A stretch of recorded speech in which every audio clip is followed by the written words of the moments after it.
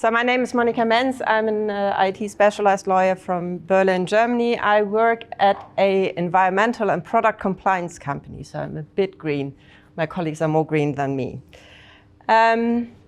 We will indeed talk now about the Cyber Resilience Act. The Cyber Resilience Act is not yet in place.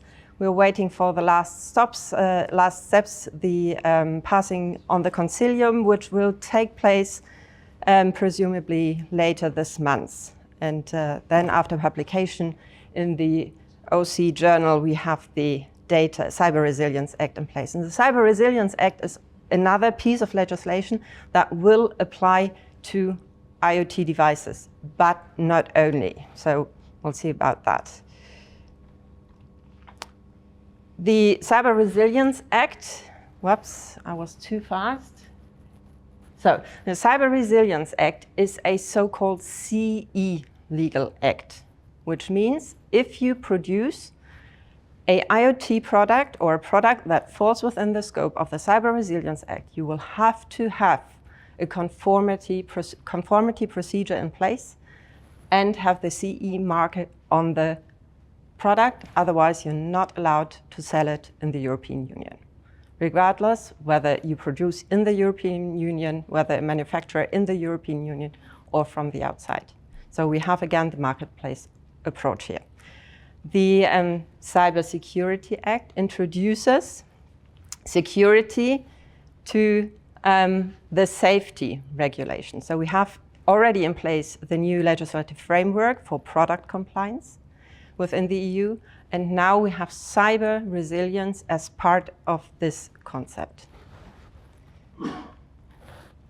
And the Cyber Resilience Act comes with fines. So how to get the attention of C-levels at the manufacturers, get high fines. We learned that from first antitrust law, then GDPR, and now Cyber Resilience Act. But if you pay attention, these fines are even higher than in antitrust law and GDPR. We're talking about 15 million euros of fines for not complying with the basic requirements of the Cyber Resilience Act. So if you want to divide the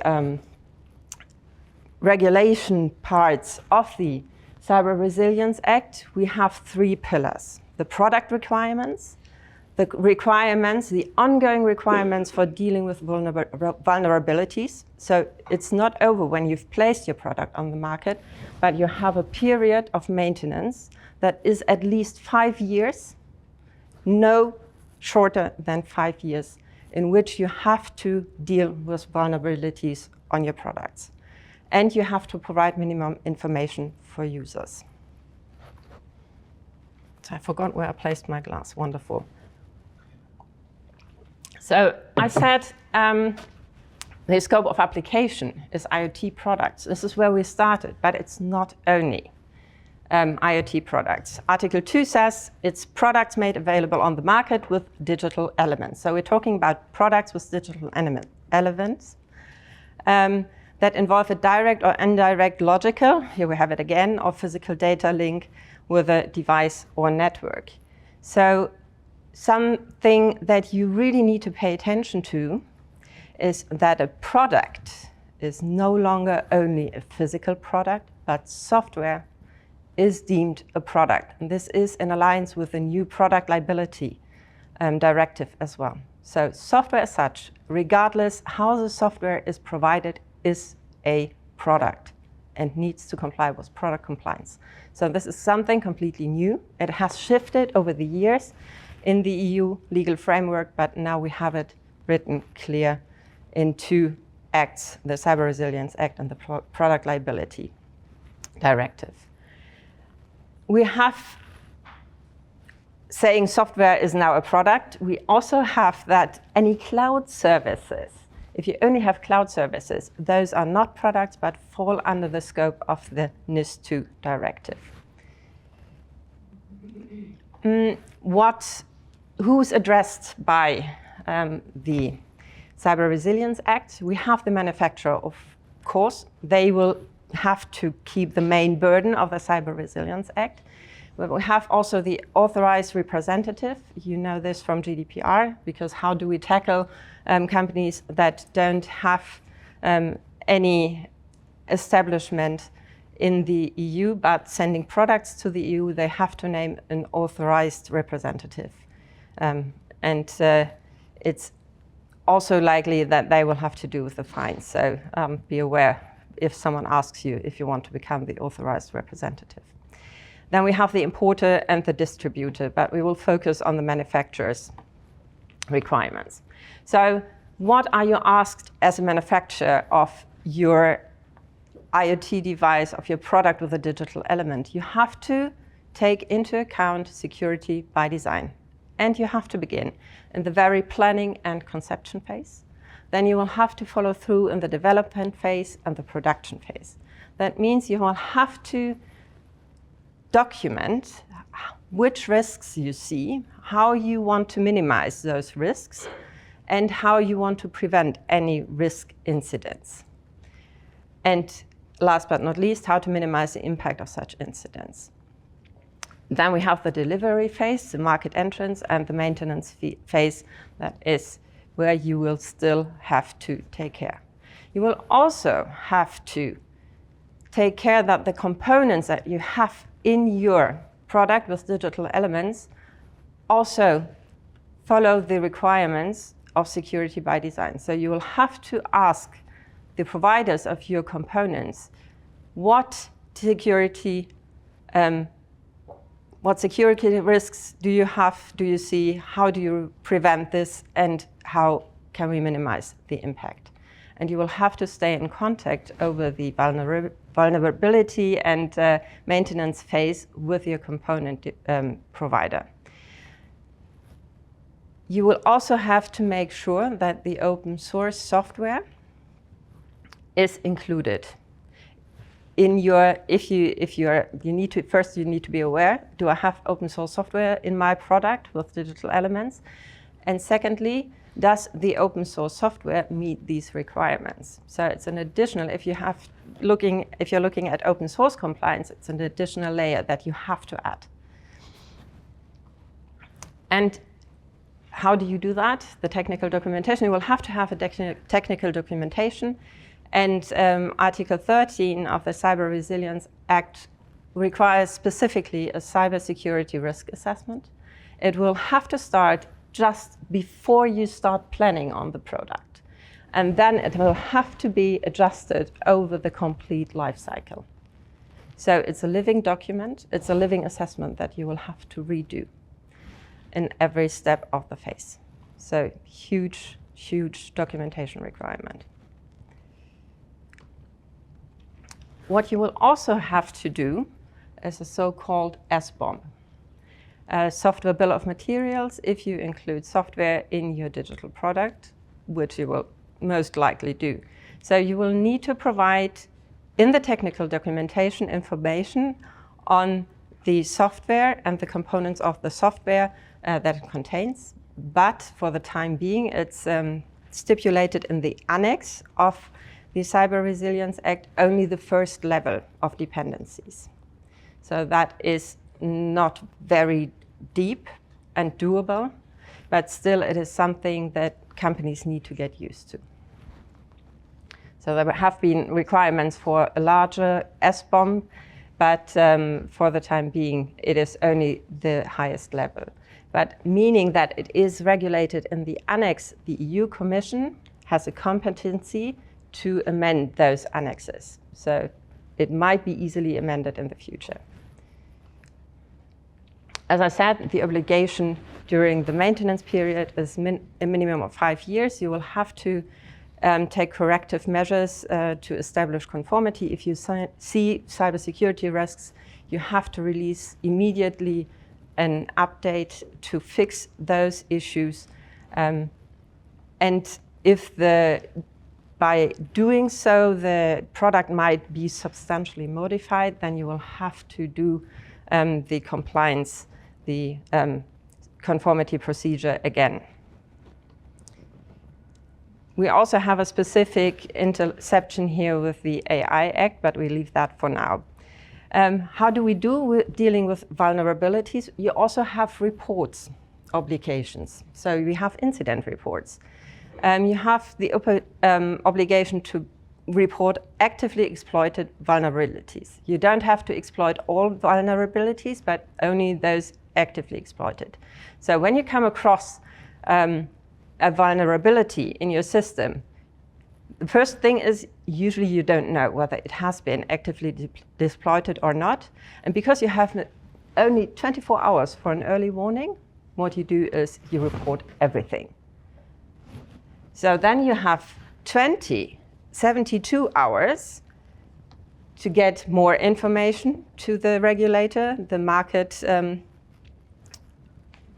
authority, and then you have within 1 month, you have to give, after the incident, you have to give a detailed description, and then you have a final report after the correction measures in which you describe the correction measures. So this incident response is quite huge. It is time sensitive, absolutely time sensitive, 24 hours. You need to make sure that the right people are informed. Otherwise, you're not able to inform within 24 hours to the authorities.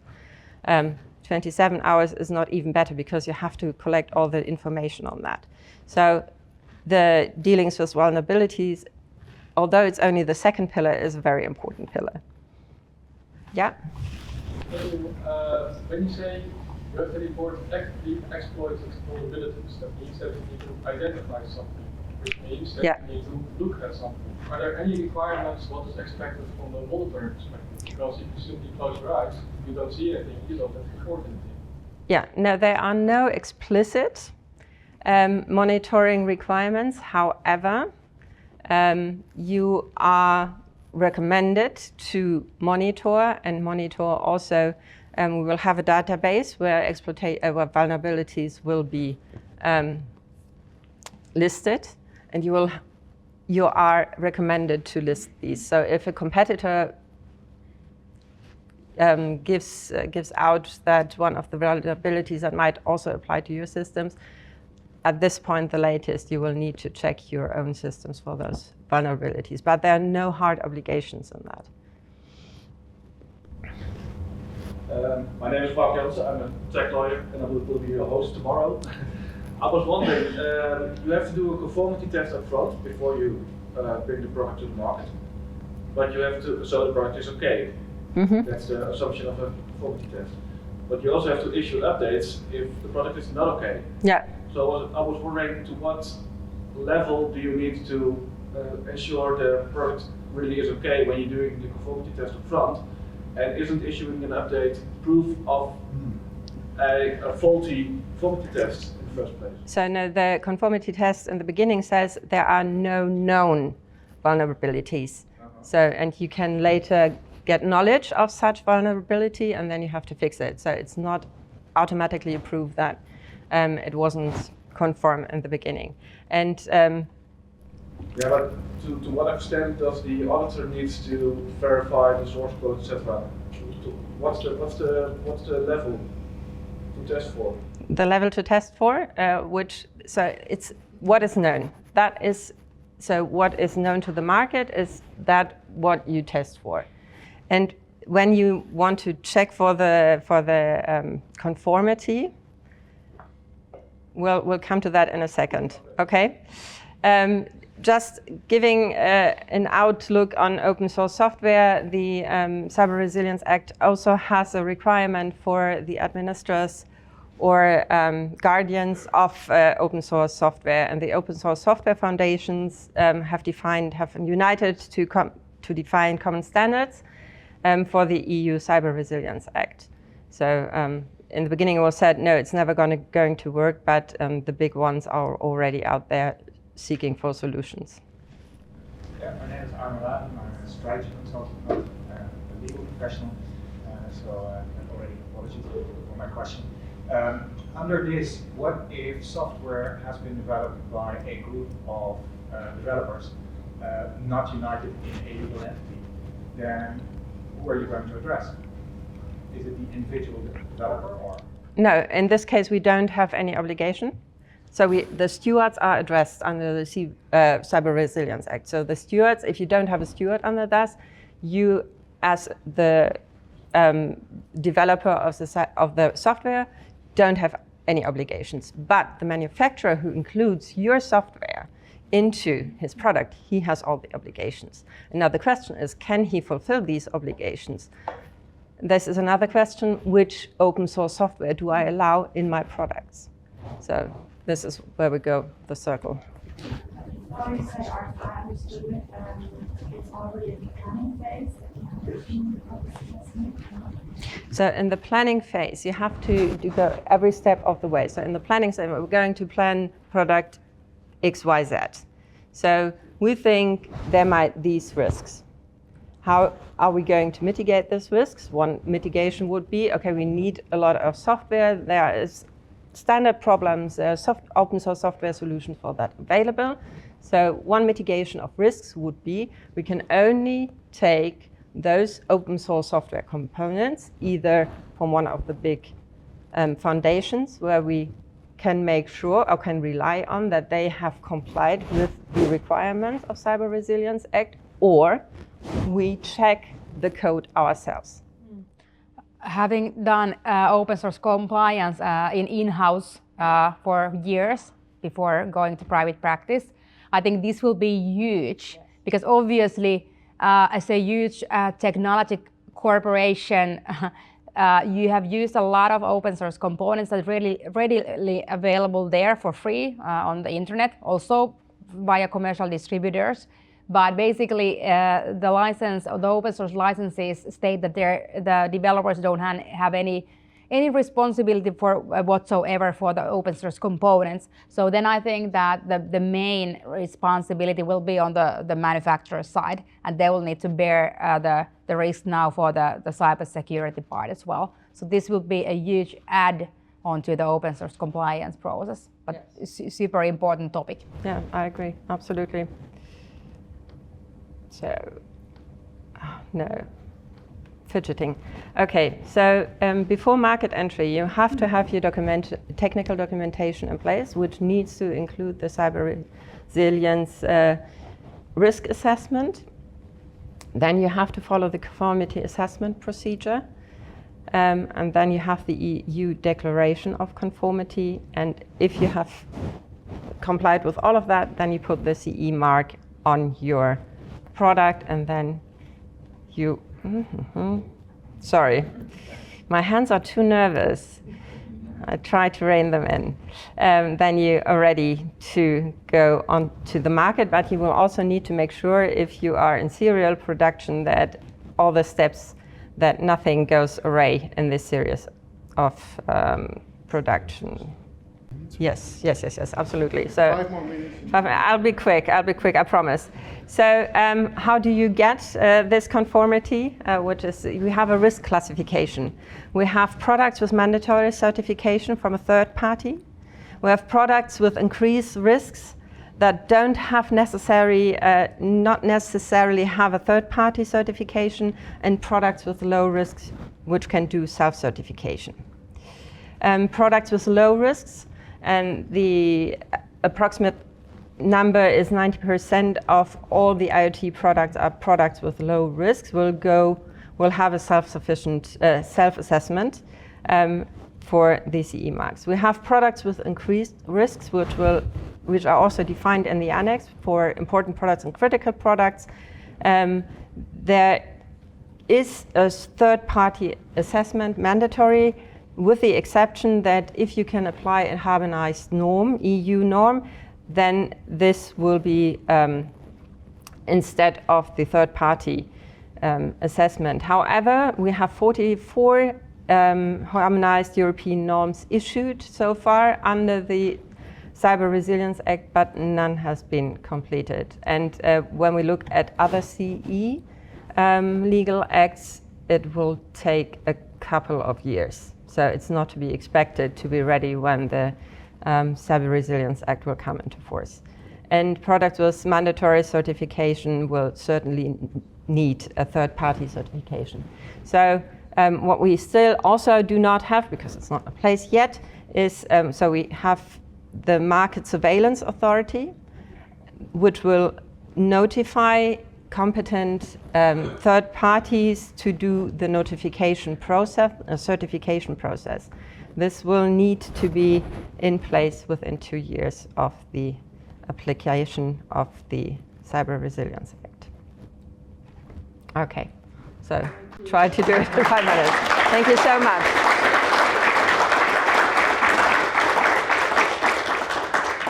Thank you. That was way more quicker than I thought. So so there's room for one question. Thomas.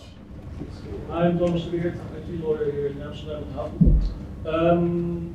My question is, if you are a buyer of a product which falls under this category, you would have the right to 5-year updates or tender. What if your supplier doesn't do that? Can you directly enforce it against him, or do you have to complain to the supervisory authority? You have to complain to the supervisory authority, which is a market surveillance authority. So I know in Germany is going to be the German Office for Information Security, the BSI. I guess that in the Netherlands and in the other countries, it's also the information securities agencies that will be responsible for market surveillance here. Okay, so no direct. No direct claim in that. Thank you very much, both. Maybe again. Thank you.